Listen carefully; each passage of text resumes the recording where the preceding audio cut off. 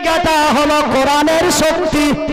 ভাইজান 1998 সালে বাড়িতে এসে মাকে বললাম, মা এইবার বই কিতাব কেনার জন্য টাকা 2500 লাগবে। কত লাগবে? 2500। মা বাবাকে বলল, মনিরউদ্দিনকে 2500 টাকা লাগবে। বাবার মাথা ভারী হয়ে গেল, কেন গরিব মানুষ, তেমনটাই অর্থনৈতিক সিস্টেম বাবার ছিল না। বাবা মাকে উত্তর দিয়ে বলল, ওর লেখাপড়ার জন্য কেন এত টেনশন করিস? ওর তো হাত দুটি নাই, ওর তো পা দুটি নাই, ওকে বেশি লেখাপড়া করিয়ে টাকা খরচ করে লাভ কি? ওকে কেউ মাদ্রাসা মসজিদ মক্তবে রাখবে না, ওর কোনো চাকরি বাকরি হবে না। কেন? ও তো এক অন্যের সাহায্য ছাড়া চলতে পারে না। কোন রকম নামাজ রোজার সামান জানলেই তার যথেষ্ট। কথাটা বলা মাত্র মায়ের চোখে পানি এসে গেল, মায়ের চোখে পানি এসে গেল। মাকে বলে, বাবু রে, মনে হয় তোর আর পড়া সম্ভব হবে না। আমি কাঁদতে লাগলাম।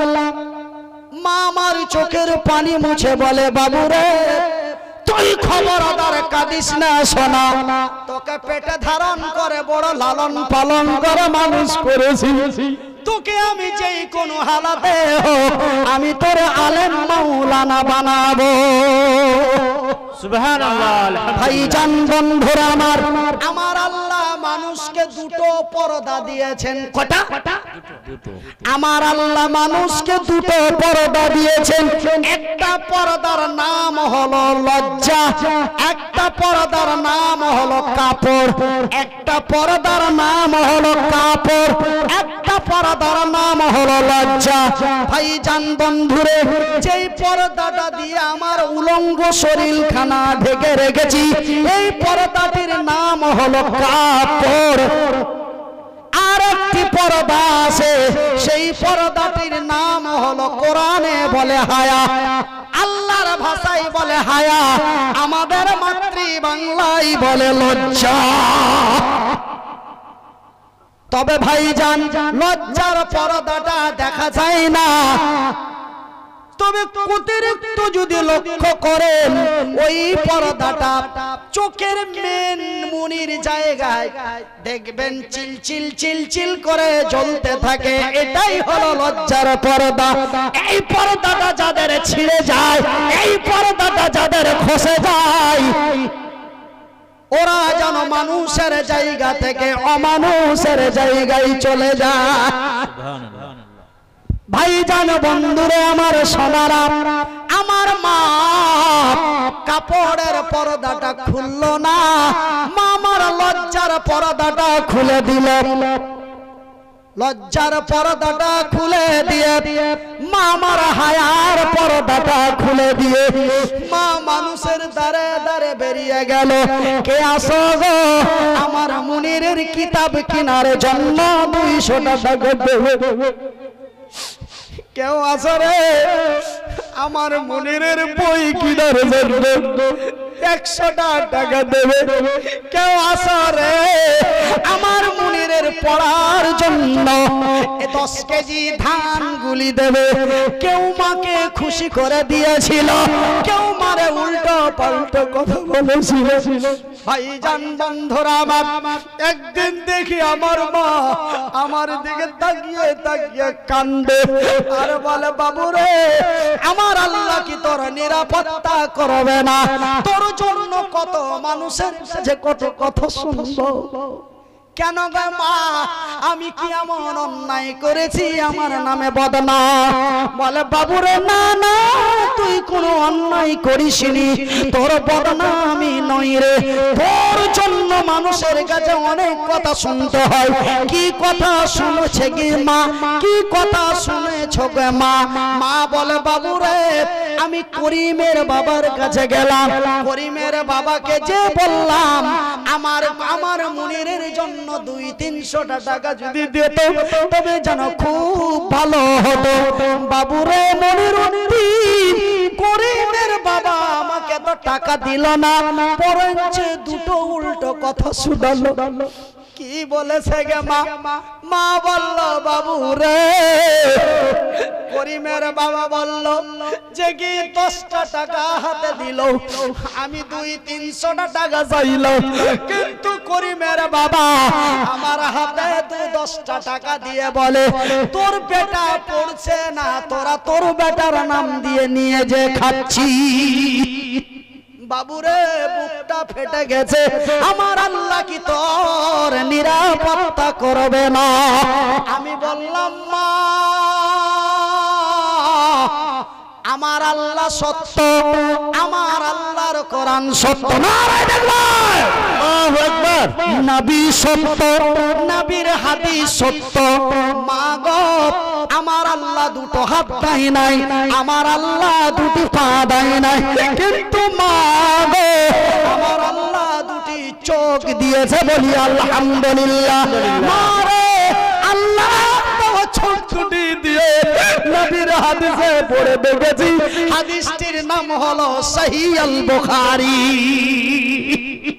মাগো সহিহ আল বুখারীর মধ্যে রাসূল তার পবিত্র মুবারক মুখ দিয়ে বলেন, রে আমার সাহাবী গণেরা, রে আমার উম্মতিরা, রে আমার সাহাবী গণেরা, রে আমার উম্মতিরা, আর জানো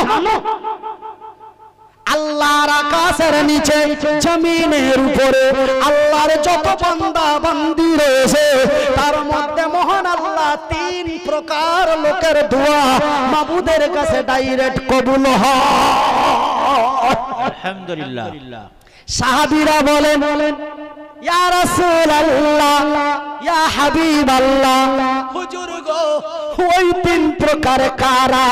রাসূল বলেন সাহাবীরা রে ওই যে দেখছো সামনে তোমাদের বসে আছে মনিরুদ্দিন, কখন উত্তরবঙ্গ, কখন দক্ষিণবঙ্গ, কখন আকাশের উপরে, কখন নদীর তীরে, কখন মানুষের ঘাড়ে, কখন নদিয়া জেলায়, কখন মুর্শিদাবাদ জেলায়, কখন বাংলাদেশে তো কখন ভারতে।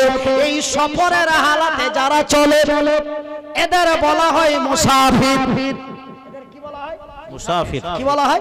মুসাফির। আমার রাসূল বলেন সাহাবীরা রে একজন মুসাফির যদি মাবুদের দরবারে হাত বাড়িয়ে দেয় আমার আল্লাহ যেন ওই মুসাফিরের হাত ফিরায় না। আলহামদুলিল্লাহ। রাসূল বলেন সাহাবীরা রে নাম্বার 2 এই ব্যক্তির দোয়া আমার আল্লাহ তার রিটার্ন করেন না। একজন মাজলুম যদি আল্লাহর দরবারে হাত বাড়িয়ে দেয় আমার আল্লাহ জানা ওই মাজলুমের হাত দুটি ফিরিয়ে দেয় না। রাসূল বলেন সাহাবীরা রে ওই যে দেখছো মুনিরের ডান হাতে বসে আছে ওরা জানো মা, ওরা কারা? ওরা কারা? ওরা জানো মা। মাকে বললাম মা গো আল্লাহর রাসূলের হাদিসে লেখা আছে, হাদিসটির নাম হলো সহিহ আল বুখারী। রাসূল বলেছেন মা যদি দোয়া করে আমার আল্লাহ মায়ের দোয়া কখনো রিটার্ন করে না। মা তুমি আমার জন্য দোয়া করবে মা, নিশ্চয় আমি মনিরুদ্দিন একদিন কল্যাণময় হব। ভাইজান বন্ধুরে মায়ের দোয়ায় আল্লাহর দয়ায়, মায়ের দোয়ায় আল্লাহর দয়ায় আল্লাহ তার পবিত্র কোরআনে বলেছে, আর এই কোরআন আমার সিনার মধ্যে আছে, আর এই পবিত্র কোরআনে আমার আল্লাহ বলেছেন ওয়াত ইসমান তাশা ওয়াত জিল্লু মান তাশা বিয়াদিকাল খায়র। আমি আল্লাহ ইজ্জতের মালিক, আমি আল্লাহ বেজ্জতের মালিক, আমি যারে চাই তারে সম্মান দিতে পারি, আমি যারে চাই তারে সম্মানের জায়গা থেকে নামিয়ে আমি অসম্মানের জায়গায় রাস্তার ভিখারি বানাতে পারি, আমারই নাম হলো আল্লাহ। নারায়ে তাকবীর, নারায়ে তাকবীর। ভাইজান বন্ধুরা আমার, তবে মায়ের দোয়ায় আল্লাহর দয়ায়, মায়ের দোয়ায় আল্লাহর দয়ায়, আপনাদের দোয়ায় আল্লাহর দয়ায় আজকে ভারতের 9টা রাজ্যে বক্তব্য রাখি, আজকে ভারতের বাইরে 2টি দেশে যায়। ভাই গো, আল্লাহ কোরআনে যাহা বলেন তাহা সত্য, আমার আল্লাহ সত্য, তার কোরআন সত্য। রাসূল বলেছেন যাকে চাই তারই দিই। ভাইজান, এই কোরআন আমার সিনার মধ্যে আছে, আর এই কোরআনটি আজকে এই মাদ্রাসার ছাত্র, এই মাদ্রাসার ছেলেটির সিনাই দেওয়া হয়েছে। ভাই গো, একজন ইমানদারের কথা আপনাদের কাছে বলবো। একজন ওই মক্কার উহুদের প্রান্তে যেই 3000 ইমানদার বিজয় করেছিল, তার মধ্যে একজন ইমানদারের কথা বলবো। বলবো না, ছেড়ে দেব? বলেন বলেন বলেন। কেন ভাই? আমার টাইম প্রায় কাছে এসেছে, ওই জন্য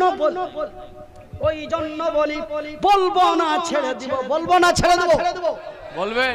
তবে ভাই জান, আমি বলবো, কথা দিলাম, তবে 15 মিনিট পরে বলবো, রাজি আছেন ইনশাআল্লাহ।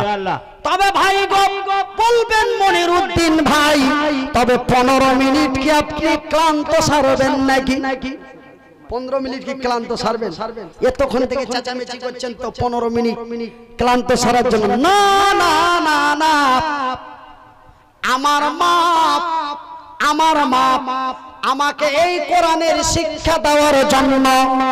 কিসের জন্য?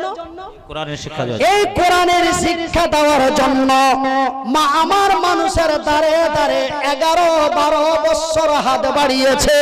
আমি এই কোরআনের শিক্ষা এই ছাত্রগুলির মধ্যে, এই ছাত্রগুলিকে দেওয়ার জন্য আপনাদের কাছে 15 মিনিট হাত বাড়াবো। আমি মুসাফির, আমি মাজলুম, আমি মহতাজ, আমার পর্দার আড়ালের মায়েদের নিয়ে হাত দুটি উঁচু করে দোয়া করব। রাসূল যাহা বলেন তাহা সত্য। এই দেখছেন, এই ভাই উঠবেন না। দেখছেন, এরা বলে যে কি আমরা নবীর পাগল। আল্লাহর ওয়াস্তে একটু মসজিদে বসে আরে থাকেন না, না। জায়গাতে বসে থাকেন, দিতেই হবে, এটা কোনো কথা হলো না। লা ইকরাহা ফিদ্দিন, জবরদস্তি না। जोदे खुशी से लो उसी से। ইসলামের দৃষ্টিতে ইসলাম জবরদস্তি নয়। বলে বলো জয় শ্রীরাম, বলো জয় শ্রীরাম, না বলার কারণে ওকে পিটিয়ে মেরে দিল। ইসলাম তা নয়। জোরে বলি নারায়ে তাকবীর, আল্লাহু আকবার। ইসলাম বলে লা ইকরাহা ফিদ্দিন, জবরদস্তি নয়। তবে কিরকম? উদউ ইলা সাবিলি রাব্বিকা বিল হিকমাতি ওয়াল মাউইজাতিল হাসানা। মহব্বত দিয়ে, ভালোবাসা দিয়ে, সুন্দর করে মানুষকে অন্যায়ের পথ থেকে ন্যায়ের দিকে ডাক দাও। মারামারি, পিটাপিটি, ঠ্যাঙাঠ্যাঙি নয়।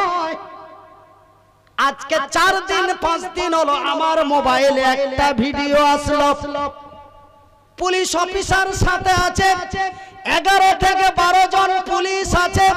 তাদের সামনে এক তরুণকে পিটাতে পিটাতে তার বুকের উপরে চড়ে গালে গালে ঠাস ঠাস করে মাথায় পল্লম মেরে মেরে, চাকু মেরে মেরে রক্তাক্ত করে দিল। পুলিশ চতুর্দিকে দাঁড়িয়ে আছে, একটা লাঠি চার্জ করে কোনো কথা বলল না।